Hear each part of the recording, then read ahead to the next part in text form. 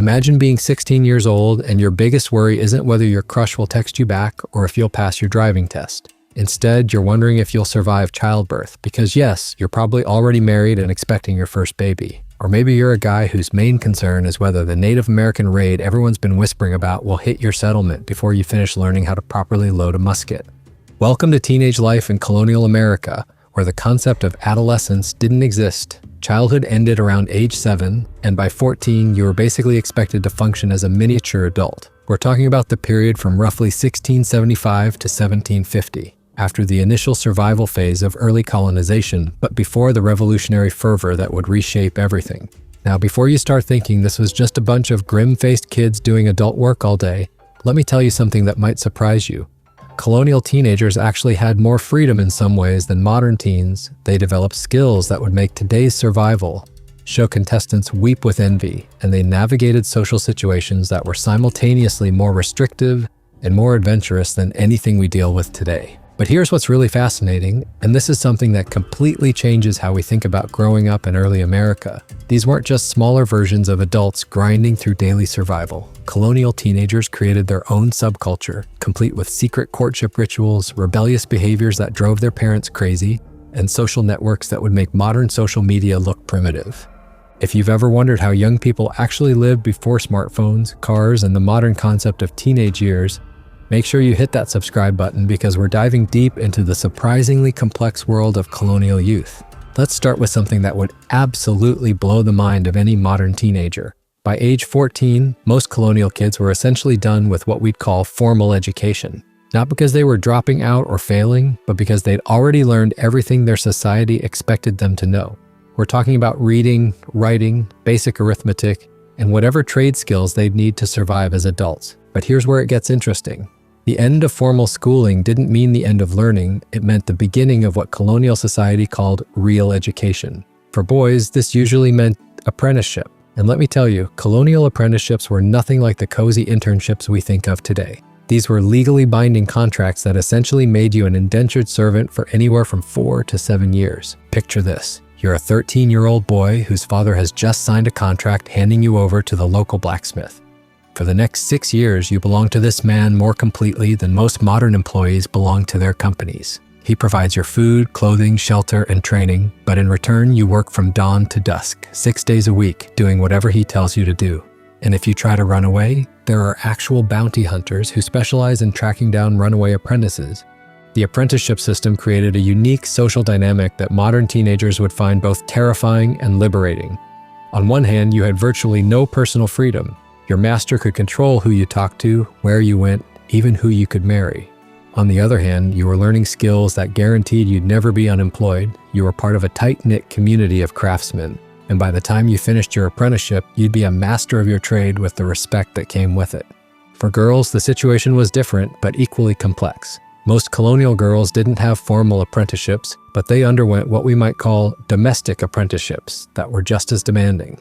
By age 12 or 13, girls were expected to manage households that would challenge modern adults. We're talking about cooking for families of 8 or 10 people using nothing but fireplaces and cast iron pots, preserving food for winter storage, making soap and candles from scratch, spinning thread, weaving cloth, and sewing all the family's clothing. But here's what's really remarkable. Colonial teenage girls often had more practical power within their households than we might expect. A 16-year-old girl who could successfully manage food preservation for a family through a harsh winter was literally keeping everyone alive. That kind of responsibility came with respect and authority that modern teenagers rarely experience. The social world of colonial teenagers was fascinatingly complex, especially when it came to courtship and marriage. Forget everything you think you know about Puritan prudishness. Colonial teenagers had developed elaborate systems for meeting, flirting, and choosing partners that were both more restrictive and more permissive than modern dating. Take bundling, for example, a courtship practice that would give modern parents heart attacks. When a young man wanted to court a girl, especially during winter months, families would allow the couple to lie in bed together, fully clothed, often with a wooden board between them or with the girl sewn into a bundling bag. The idea was that they could talk privately and get to know each other without wasting precious firewood heating a separate room. Now, before you assume this was just an excuse for hanky-panky, understand that these bundling sessions usually took place in rooms with other family members, and the social consequences of inappropriate behavior were severe. But it did allow young people to have intimate conversations and develop emotional connections before marriage in ways that the more formal courtship rituals didn't permit. Colonial teenagers also developed their own forms of rebellion that drove their parents absolutely crazy. Puritan church records from the 1680s and 1690s are filled with complaints about young people who would sneak out to attend frolics, informal parties that featured dancing, games, and socializing without adult supervision. These weren't wild parties by modern standards, but in a society where every aspect of social interaction was supposed to be regulated by community elders, they represented serious rebellion. The clothing choices of colonial teenagers provide another window into their world of subtle rebellion and self-expression. While we picture colonial dress as uniformly plain and practical, archaeological evidence tells a different story. Teenage girls in particular found ways to express individuality within the constraints of their society's dress codes. They might embroider elaborate patterns on the parts of their clothing that would be visible, choose slightly brighter colors than their parents approved of, or wear their hair in styles that pushed the boundaries of what was considered appropriate. Boys expressed themselves through the decoration of practical items, elaborately carved powder horns, decorated knife handles, or particularly fine craftsmanship in their trade work. The economic role of colonial teenagers was crucial to their family's survival in ways that modern teens can barely imagine. A 14-year-old boy wasn't just helping out around the house, he was a significant economic asset whose labor could mean the difference between prosperity and poverty for his family. Similarly, a teenage girl's skills in textile production, food preservation, and household management directly impacted her family's standard of living. This economic importance gave colonial teenagers a voice in family decisions that modern teens often lack. When a family was deciding whether to move to a new settlement, expand their farm, or take on additional economic ventures, the skills and labor capacity of their teenage children were major factors in the decision-making process. But perhaps the most striking difference between colonial and modern teenagers was their relationship with danger and responsibility. Modern teenagers are protected from most serious consequences of their actions. There are safety nets, second chances, and systems designed to help them recover from mistakes. Colonial teenagers lived in a world where a single poor decision could have life or death consequences.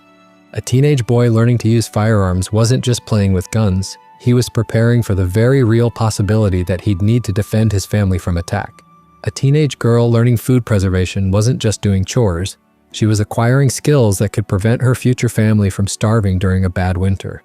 The stakes were real, immediate, and unforgiving. This high-stakes environment created teenagers who were remarkably mature and capable by modern standards, but it also created unique forms of stress and anxiety. Colonial diaries and letters reveal teenagers who worried constantly about their ability to fulfill adult responsibilities, who felt the weight of their family's expectations, and who struggled with the transition from childhood to adulthood in ways that were both similar to and different from modern teenage angst. The religious life of colonial teenagers was another area where they navigated between adult expectations and youthful rebellion. Most colonial communities expected teenagers to undergo some form of religious conversion or commitment ceremony, but young people often resisted or delayed these expectations. Church records show that many teenagers went through periods of religious doubt, rebellion against church authority, and experimentation with different forms of spiritual expression. Some colonial teenagers became involved in religious revival movements that their parents viewed with suspicion. The Great Awakening of the 1730s and 1740s was particularly attractive to young people who were drawn to its emotional, experiential approach to religion.